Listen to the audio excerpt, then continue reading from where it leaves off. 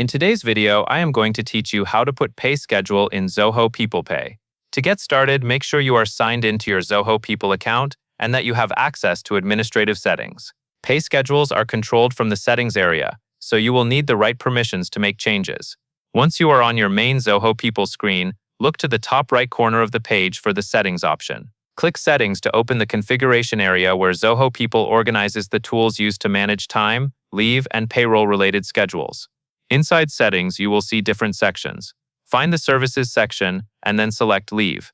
Even though we are working on pay schedule timing, Zoho People places pay period settings under the Leave service because pay periods often connect to leave accruals, timesheets, and payroll processing windows. Selecting Leave will take you to the area where these related settings live. Next, locate and click Pay Period. This is where Zoho People defines the cycle that your organization follows, such as weekly, bi-weekly, semi-monthly, or monthly. Choosing the correct cycle is important because it affects how pay periods are calculated and how the system groups attendance and leave data for payroll. After you open Pay Period, click Configure Pay Period. This is the control panel where you set the schedule itself. Now select your pay period cycle. When you choose a cycle, think about how your payroll is actually run and stay consistent with your accounting and payroll practices.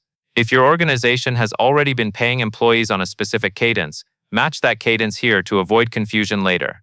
Once the cycle is selected, set your start date. The start date anchors the schedule, so it should reflect the beginning of a real pay period in your organization. Then set your processing day. The processing day is the day you plan to run payroll or finalize the pay period in the system. Choose a day that gives you enough time to review attendance, approvals, and any adjustments before payroll is processed. After you confirm these values, double-check them for accuracy, because changing pay periods later can affect reporting and historical records. That covers everything you need to know, and that is all there is to it.